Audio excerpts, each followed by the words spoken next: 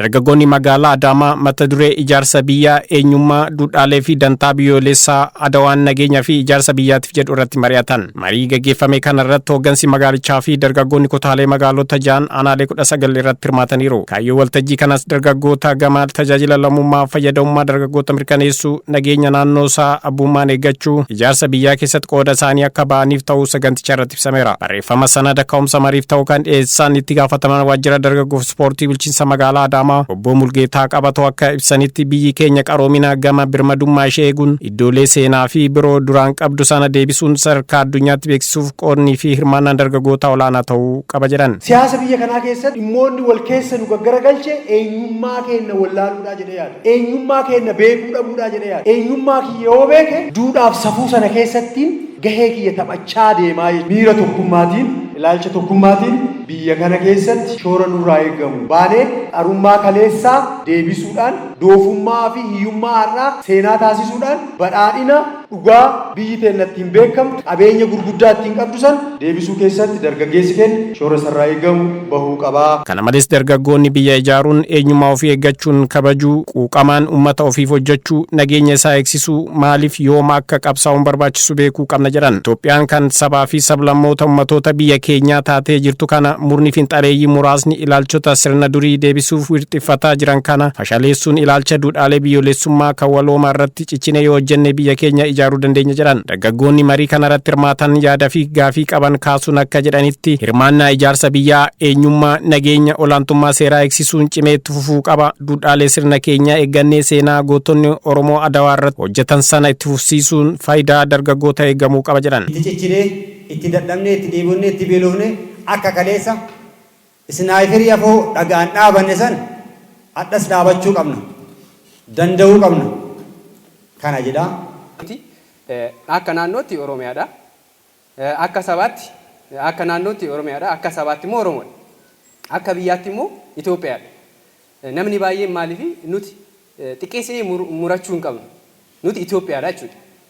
Yeroo baay'ee namni tokko ati maali yoo jedhani ati biyyi kee maali Oromiyaa kan jedhus jira tokko jechuudha. Xiqqeessinee murachuu hin qabnu. Nuti maali yoo jenni Itoophiyaadha jechuu qabna. Maaliif xiqqeeffannee Oromiyaa qofa jenna? Biyyattiin guutuu teenya akkasitti yaaduu qabna jechuudha. Maali Oromoon Horn of Afrikaa keessa hin jiru? Gaanfa Afrikaa keessa fakkeenyaaf kan akka Keeniyaa fudhachuu hin dandeenya waan ta'eef Itoophiyaa qofa odoo hin ta'in Itoophiyaan alaayyuu akka keenya godhannee fudhachuun nurra jiraata jechuudha. Kun kanaan sirraa baay'ee natti tola. Bakka bu'aan liigii dargaggoota magaalaa Adaamaa obbo Olifaan Girmaa akka jedhanitti dargaggoonni Oromoo beekumsaa fi dandeettii gama barnoota siyaasaan teknooloojiin ga'umsa guddaa qaban waliin taanee biyya kana ijaaruun carraa nu harka jiru kana kunuunfachaa ijaarumsa cimsachuun sadarkaa biyyaa Afrikaa fi addunyaatti akka beekamtuuf ga'ee nurraa eegamu bahuu qabna jedhan. Dargaggeessi Oromoo akkuma inni jedhisan injifannoon kun harka kee jira. Oromoon caba waggaa 150 cabeessan injifannoo argate abbaa biyyaa ta'eera. Kanammoo kan eeggachuu qabu yeroo ammaa kana biyya kan bulchaa jiru nuyi. Gaafii keenya guddaan abbaa biyyummaati. Kanammoo kan eeguu qabu eenyu anaafsi jechuudha. Kan lubbuutti wareegamee fide anaafsi. Obboleewwan keenya qeerroodha qarree. Kan kana eeguu qabu anaafsi jechuudha. Nuti sirnaa miti akka sabaatti hin cabnaa jechuudha. Dhimmi sirnaa yaabu politiks dhiisaa siyaasa. Paartii barbaadan deeggara.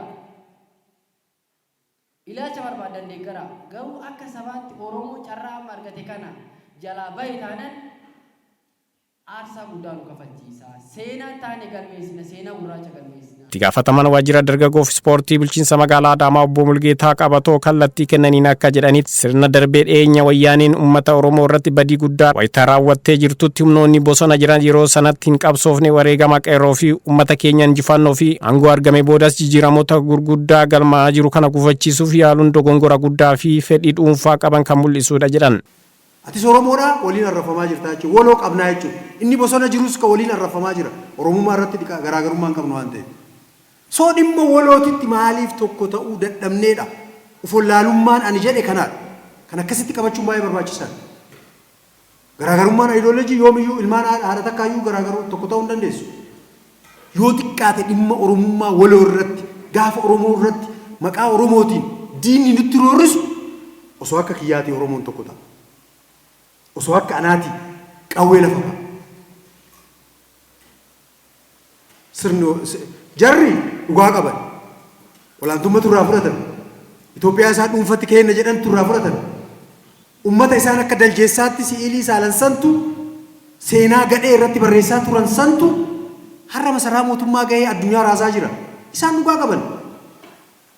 Kenna hoo maal ta'ee waan jedhu sirriitti ilaaluun baay'ee barbaachisaadha jechuudha. Kana malees biyyaa fi saba keenya dinagdeen barnoota teekinooloojii fi biroo keessatti hirmaachisuun tokkummaan taanee itti fufsiisuun ilaalcha waloomaa qabatamaan mirkaneessuu qabna jedhan.